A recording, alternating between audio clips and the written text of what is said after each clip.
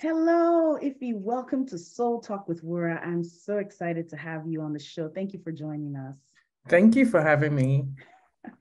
Awesome. The first time that I met you was in Nigeria. It was at a social function. I think it was a birthday celebration. And I think one of our Yeah. mutual friends introduced us. And I just connected with you immediately. You just have such a humble spirit. You are very soft spoken, but yet very assertive. And that's what drew me so much to you. And so, thank you for joining me on Soul Talk. I really appreciate it. So, first, I want to congratulate you on becoming the 65th president of the International Women's Society. That's a major, major thing. So, congratulations to you. Thank you very much. Thank you. So, I want to go ahead and get started and say, why the International Women's Society? What inspired you to become a leader? Well, it wasn't really I didn't think of it that way. Let me put it that way. I moved back to Nigeria in 2002 from the UK. I started working, and then I noticed my mom was a member. She was actually on the executive committee. And I remember every Tuesday she had a little bag with all her notes and everything. And she used to go for these meetings. And so I asked her what it was about, and she said it was about giving back to society. And she explained the different programs. So I joined in October 2002. I went for a couple of meetings and decided I wanted to be a member. And so I joined, but I really didn't do much. I wasn't an active member until 10 years later when I joined the executive committee in 2012. And that's when I really understood what it was about, the inner workings. And it was a way of giving back. IWS has been there for 65 years. And it was started by a group of women who wanted to give back to society, ensure that the less privileged had good quality education, healthcare, and all that. So we have six main programs. And while I was on the executive committee, I actually never thought of being president. It was never my ambition. It was just to be able to give back. But I think it was about 5 years ago. I was like, okay, I'm seeing how it's working and how leadership plays a role, because you can have good ideas, but being able to execute it and making sure you're having impact is really what is important. And so about five or so years ago, when I got asked, I was like, would you consider this? I'm like, no, not yet. I was kind of terrified of that position. You have to speak in public, all that. I knew I could do the work and I'd been doing it. So I was like, do I really want to be on center stage, or do I just want to keep doing what I'm doing? But then I felt that what really got me to do it was like, you know what? I have the skill set. I shouldn't be afraid. Impact is important and it shouldn't be about me. Let me think of the people I'm going to help. So rather than think, oh, am I qualified? Am I not qualified? How do I ensure that I'm able to help the people that need the help? And since I can do it, why not? And so that's why I decided to do it and show that it can be done. You can make it fun, and people still have fun while they're doing it, and I'm being a part of it, and everyone is happy. So it's a win-win situation, and that's really what I wanted to be able to show. Awesome. I think you're such an inspiration because I never even knew about the International Women's Society until you became a leader. Maybe that's because I follow you on social media. But then immediately you got the role, the appointment. I've noticed a lot of the activities and a lot of the very important initiatives that you're involved in. And I'm like, wow. So I'm now digging deeper. So, becoming the leader has been a significant influence on me because I'm beginning to identify what are ways that I want to support women in Nigeria from here, in the United States. So thank you for all you do. Thank you. So just like me, you are a mother. You juggle a number of roles, right? From being a partner at CUC Consulting. Did I pronounce it You correct? see. Okay, CUC Consulting. I was trying to be Italian there. And you run the entire strategic operation, and you're also the co-CEO of the Lufodo Group. Did I? Okay. Yeah. So how do you balance career, personal life, passion, and is there even such thing as a balance? That's a fantastic question, because it's something I've always thought about, and I had various discussions. And I actually started called what I call the Pretty Balancing Act. a couple of years ago based on that same topic. So for me, it's I'm a strategist, I'm a planner. I've always planned all my life. That's what I do. That's what I know. That's my ikigai, like my my perfect balance place. And for me, it was like, okay, is there anything such as balance? What is balance? Does balance mean, I know, yes, balancing it has to be 50-50, but at one point in time, something has to give. So one of the first things for me is I plan everything. So yes, he said it. I'm a partner. My husband is really busy. He's all over the place. I have to be there for him as well. My kids, I have 2 daughters. I'm co-CEO of Lufodo with Joke Silva. I also president of International Women's Society. So there's a lot. And I'm a sister, I'm a daughter. You have to balance that, have friends. It's planning it out and ensuring that I know what are the things that are important to me. What is my objective? So based on what my objectives are, I now plan my schedule to ensure there's time for myself. Because, again, one of the things we do is especially as women, we keep giving, and never have time for ourselves to be able to pour back into ourselves. And I always say, you can't give what you don't have. So being able to come up with a schedule that works for you is so key. Many times, whether it's societal pressure, family pressure, we tend to, even when we have schedules, think of others and not ourselves. So for me, planning is important, as well as having a fantastic support system. You can't do it on your own. So I always say to people, everyone needs some sort of support system, whether it's family or whether it's friends, neighbors that will be there for you. Because with a kid, sometimes I'm not available, I'm not in the country. So do I have a good care system for them? And one of the things I think of, for example, is where I live in Lagos, I must live within 10 minutes, max 15 minutes from where I live, from my office, from the kids' school, from my parents, because my mom and my siblings are my support system. So I need to be able to have them close enough that when I'm not available, I can just send the kids off with their nanny to my parents, and then the school, emergencies, all that. So these are kind of things I think about. Where am I? Where do I live? Where do I work? Office location, schools, all that is really important and key to my system so that I'm able to function at my optimum. So 50-50, again, I don't say 50-50. So like, can you balance it? At one point, something has to give. I think you can balance it once you know what your priorities are and you're planning effectively for your goals and you have a fantastic support system. So I say to, like, when I travel, if my kids are ill, and I got this from a mentor of mine, Mrs. Bola Deshala. She's like, I never understood it then, but when I became a mother, I understood it. She's like, if my kids are ill and I'm not around, why call me when maybe I'm about to do a presentation and tell me that you have my mother's number, you have my siblings or my husband, they can deal with it because they're there. Don't call me until the situation has been taken care of. And I call because all you do is make me feel worried. And I'm not able to do anything. So it's important that everyone around me and the people who are supposed to handle it are able to handle it. And then when I need to come in, I come in. Yeah, so these are the type of things that is important to know: how to manage your time, how to make effective use of your time. Sometimes we also do things that, yes, we can do or we should do, but then are they the best use of our time? I'll give an example. Cooking. I love to cook, but it's not practical for me to cook every day or most weeks because I'm working. So it's important that if you're not able, I always say to people, if you're not able to hire someone to do it, then come up with some plan of where maybe the weekends, then you're planning for the week, you're doing your meals for the week, but it's something that has to work for you. And if you have the means to do it, by all means, get a chef or someone who will do the cooking for you. And then you spend better use of your time on other things. And then you have quality time with your kids when you need to, rather than being stressed. I love that mindset, spending quality time with your kids. So there are 3 things that I picked from there: was being able to prioritize, having a good support system around you. I like the part where you said living 10 minutes to all those support systems. I think that is phenomenal. Wow. So thank you so much for that.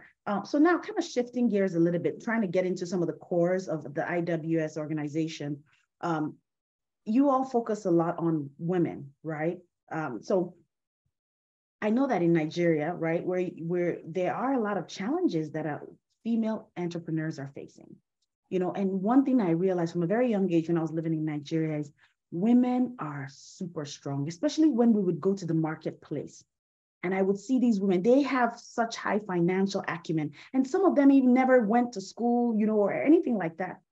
And so, as a business owner in Nigeria, there are challenges that women face. So can you share one major challenge that the female entrepreneurs face in Nigeria and how women all over the world, or like me here in Atlanta, can join hands with your organization to support and solve some of those issues? Great question. I would even take you further. So I'll start off with women, like you said, women in business, and I'll go a bit further to just women in general. So women in business, one of the greatest issues they have is access to capital and getting good training for the business so that they understand it, they have the business skills.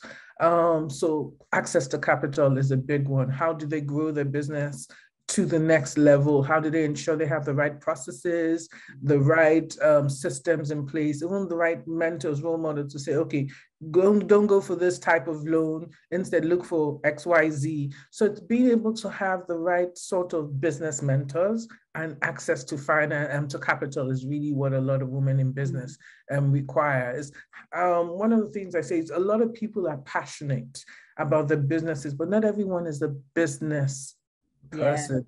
So it's all knowing what your skill sets and where to draw the line to say, okay, I'm passionate about this business. I founded this business. However, I'm not the operating officer. I shouldn't be the one operating it. Maybe I get the right person with the skill sets to come and run the business for me. And I'll use an example. Sometimes in the medical field, doctors are good at what they do, but they're not the ones to run the hospitals or the clinics. So it's to get the right people. So, just even business skills, knowing how do you even do your finances, how do you go out there to ensure you have the right financials to be able to show to investors. So, so that's what a lot of what we do is to help women we train women. So we have a skills acquisition center. We train women, give them the right skill sets to be able to do the business, to run the business, and then also help them with accessing capital. There are a lot of things bankers look for, and most of these women don't have it or don't know how to come about it. So it's training them and partnering them with banks, microfinance banks to say, okay, they need training to be able to take the business to the next level. Now, that's one aspect for businesses, businesswomen. The other thing is a lot of women, like you said, in Nigeria and in society around the world, there's certain things we deal with. Another one, a key one, is widows. So when a woman loses her husband, most times the man has been the breadwinner, and the woman maybe has never even worked in her life. And all of a sudden she's in a situation where she now has to take care of herself and her children, and she doesn't even know where to start. She doesn't have the right skill set. So what we do is we train women, we train widows, so that they're able to now become the breadwinners and fend for their families. So from different things in our skills acquisition, we do catering and event planning. They're all 6-month certified programs. They do the exams to get the certification, beauty from hair making to massages, manicure, pedicures, sewing and fashion design, adult education. Some women can read and write, so at least we get them to be able to read and write so that they're literate. And then we set them up in the business. So sometimes we even do things like, for the ones that can't even afford the time of the 6 months to be able to do that, what we now do is we do maybe like a 10-day training where they're able to make like small chops or things they can do right in front of the business. Then we give them like seed money, or we give them the products they can start selling immediately and start making money. And then we help them through. A lot of women go through, you mentioned it, women are doing a lot. And I don't like the word superwoman because it makes us feel like we can do everything. But then we have to think of our mental health. We have to know that we need to rest and we can't do everything. So I try as much as possible to advocate that you know your limits and don't try and do everything. Because I say, us as women, we have to be careful for our daughters and that they don't go follow that same cycle. They have to learn to put themselves first. But it's not a selfish thing where you say, how now sometimes people say, oh, it's all about me. It's not all about you in that sense.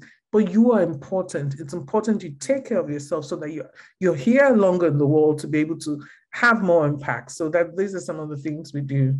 Yeah. Absolutely. Oh, wow. That's phenomenal. So, as a leader in this organization, how do you stay mindful of, with all the challenges that women are facing, right? So how do we stay mindful of who's at the table and who's missing? Basically, you've been in some of these boardrooms, you've been in these spaces where you're able to bring impact, but there are some women who do not know what it takes to get into those, get to that table. So do you have any advice on? Yes. I think the most important thing is being open, doing and trying to, like you said, you don't know everything. I don't Yeah. know everything. So it's when you see someone who comes with some sort of question or need, Yeah. and at the moment IWS is not able to cater to it. I'm like, okay, how is it that I can make sure this woman who came for this, we're able to cater for her in the future? I'll give a perfect example. We've been doing a lot for women, but when I came in, I realized that we're not doing that much. So yes, we do have scholarship for girls, and we've always had scholarship for girls, right from primary to secondary to tertiary. But then I realized in terms of mentoring, we didn't have a program to mentor the girls. How do they make the decisions they make? Who do they talk to when they're going through certain things in their lives? So for a certain category of girls, especially the less privileged, they don't have the right role models. So it's ensuring that we started up a mentoring session where they will see the right kind of role models who can help them, and then they can aspire to certain things. So that's one of the things we've done. So one thing I realized is even in the skills acquisition, we were doing a lot for women, but not for girls. So I came up with a program. I'm like, we need to start early, especially as the world is moving when the 21st century and technology is taking over. How does the less privileged girl get the help she requires? How is she able to compete with her counterparts around the world? So one of the things we started this year is the STEM education for the less privileged. We started chess as well because of the cognitive skills, the different things that you learn. So I'm like, I wanted to be more deliberate about the girl. We're already doing a lot for the women, but I wanted us to start early and ensure that the girls in Nigeria, no matter the background, will be able to compete globally with their counterparts and have the skill sets to be relevant for the world. Tomorrow's world is really what we're trying to do. That's so beautiful. Thank you. So what advice would you give to the next generation of female leaders, right? That are looking up to you and other leaders? What advice would you give them? I would say, I think be you. Own your gift and whatever it is. I'm using myself for my own example. Is for a long time, I felt what I had, my skill sets, I didn't appreciate it because I felt it was something that everyone had. And even if it's something you feel everyone has, own it and be good at what you do and just be you. Let's not try to be someone else. We're all gifted. We all have a part to play. So I think for most, I always say be you, own your skill sets, own your gifts. Don't be afraid to speak up. It's important because, like you said, being at that table, sometimes it's what's the word now? It's scary. And so being able to own your own voice. I always say at the end of the day, I let everyone speak. I try to understand where everyone is coming from.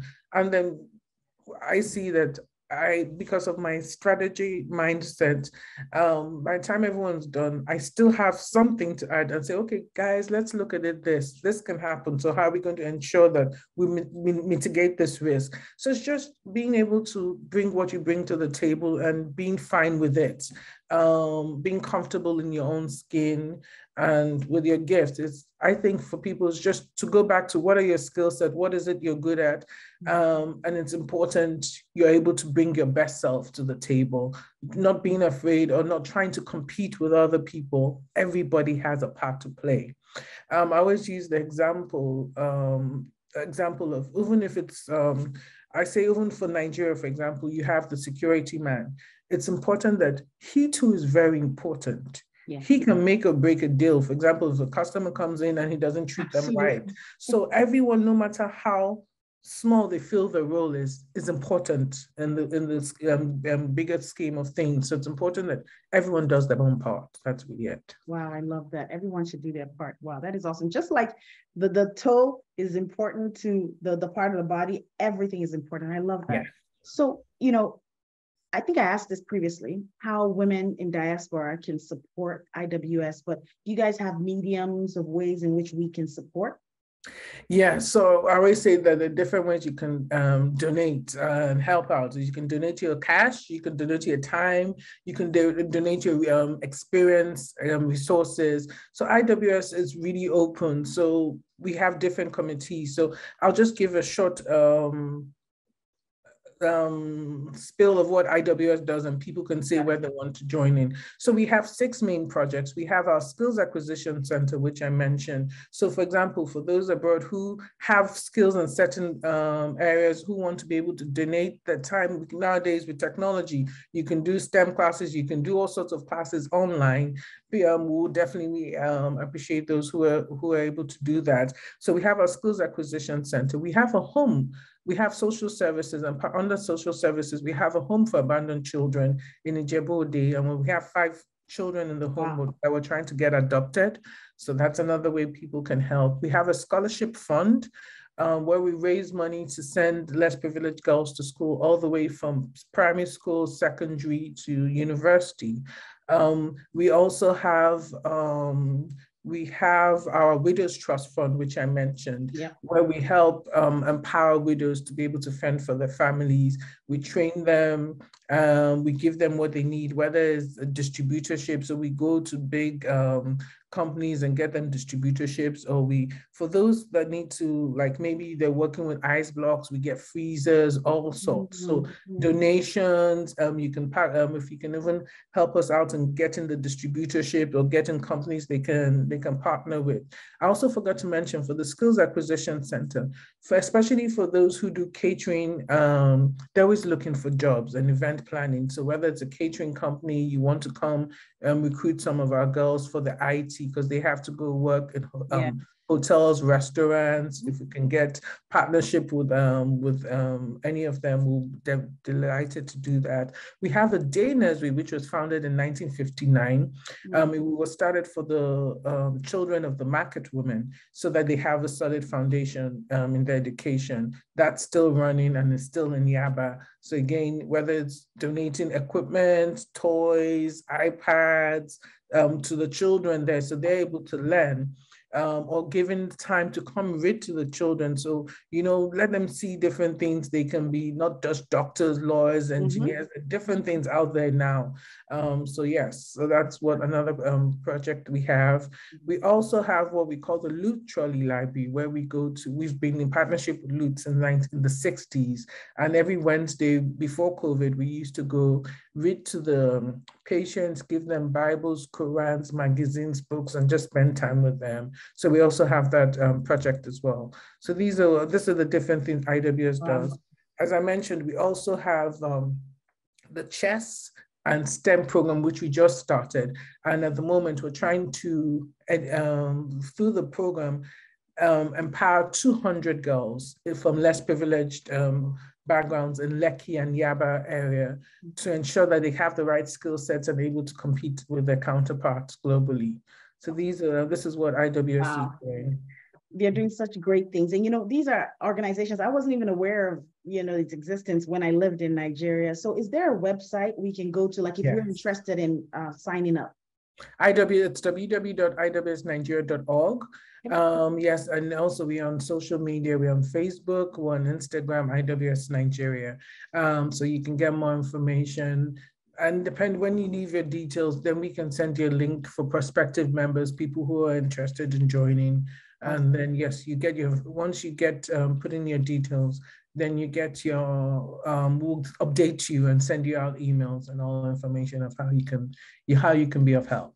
Wow, thank you so much, Ify. This has been such a I was just learning. I wish I had my notebook. I should have been taking all the notes.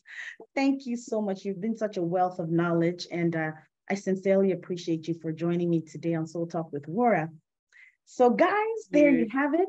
Thank you so much for tuning in today. Don't forget to subscribe to our YouTube channel, follow us on Instagram at Soul Talk with Wara, and don't forget to share with your friends and family.